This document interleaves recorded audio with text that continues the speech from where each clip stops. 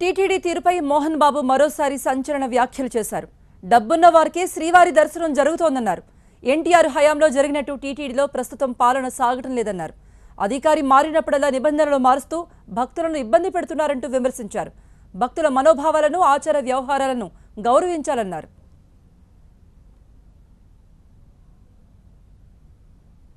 మన వాళ్ళు లోకల్గా ఉండేవాళ్ళు నిజాలు రాయడం లేదు.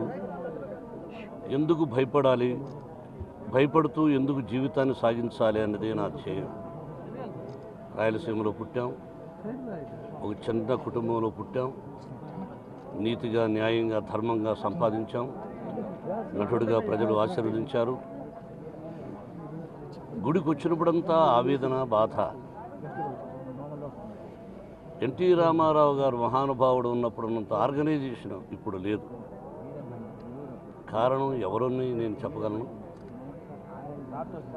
గుడిలో ఒక్కొక్కసారి ఒక్కొక్క రూలు, ఎవరికోసం ఒక్కొక్క ఆఫీసరు మారినప్పుడు అతనికి ఇష్టమైన రూలు. ఏమిటి ఆ రూలు? ప్రజలకు మేలు చేసేదా అంటే, భక్తులకు మేలు చేసేదంటే కాదు. ఈరోజు నేను చాలాసార్లు ఫీల్ అయ్యాను.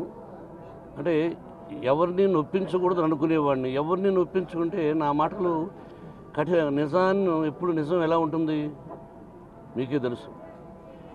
అసత్యంగా ఉండి బ్రతికి ఎందుకు వేస్ట్? ఒక నీచం, నికృష్టంగా భావిస్తుంటాను ఎప్పుడు. ఇదొక పవిత్రమైన ఆలయం. ఆ భగవంతుడి కోసం ఎంతోమంది మారుమూల నుంచి వస్తుంటారు.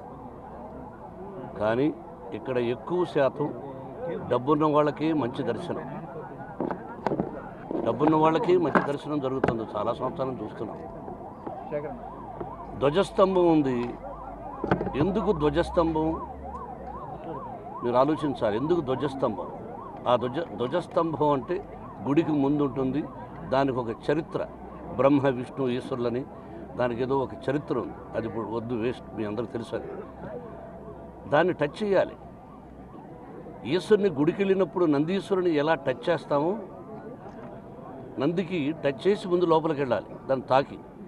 అలాగే గర్భగుడిలో ఇక్కడ కూడా మనం ఆ ధ్వజస్తంభాన్ని తాకి లోపలికి వెళ్ళాలి. అది అంటే జనం ఎక్కువ ఉండారండి, వద్దనుకున్నామండి అని అంటే మీ ఇష్టమేనా? ఒక గుడి, దానికి ఒక ఆచారం, ఒక పద్ధతి ఏమీ లేదా? అంటే రేపు ఇంకొక ఆఫీస్ వస్తే అతను అంటే అది ముఖ్యమైన వాళ్ళకే ఓపెన్ చేశారు. చూశాను చాలాసేపు. అంటే వాళ్ళు దేనిలో ముఖ్యం? ఏ లాలో ఉంది? ఏ రాజ్యాంగంలో ఉంది? అతి ముఖ్యమైన వాళ్ళకి మాత్రం అది టచ్ చేయాలి, తాకాలని ఏ రాజ్యాంగంలో లేదు. అది వచ్చిన ఆఫీసర్సు, ఇక్కడ పనిచేస్తున్న వాళ్ళు పెట్టుకున్నది. మీకు అందరికీ తెలుసు న్యాయం, అన్యాయం. మన అందరికంటే కూడా ఆ భగవంతుడు వెంకటేశ్వర స్వామి తెలుసు. పాపం పుణ్యం వెయిట్ చేస్తూ ఉంటాడు. ఆ రోజుకు బాగుండొచ్చు కాక, ఆ భగవంతుడు మంచి చెడు చూస్తున్నాడు. ఏది చేయాలో, ఏం చేయాలో ఆ దేవుడికే తెలుసు. ఆయనకే వదిలిస్తున్నాడు వెంకటేశ్వరుడు. ఈ గుడిని కాపాడుకోవాల్సిన బాధ్యత ఆ వెంకటేశ్వరుడిదే, ఆ భగవంతుడిదే. ఆయనే కాపాడుకోవాలి, ఇంకెవరూ కాపాడుకోలేరు. అంతే. నేను ఉన్నది చెబుతున్నాను. దానికి నిదర్శనాలు కావాలంటే నా ముందుకు వస్తే ఒక్కొక్కరి జాతకాలు చెబుతా, అన్నీ చెబుతా. కాబట్టి వేస్ట్, ఎందుకు చెప్పాలి? కాబట్టి భగవంతుడి మీదనే భారం వేసి ఆ వెంకటరమణ, గోవింద, నారాయణ, పద్మనాభ, జలజనైన వైకుంఠవాస, ఆపద్బంధవ, అనాథరక్షక, గోవింద గోవింద, నువ్వే చూసుకోనైనా. పాపుల్ని ఎలా చేసుకోవాలి, పుణ్యాత్ముల్ని ఏం చూసుకోవాలి, అది నీకే వదిలేస్తున్నాం.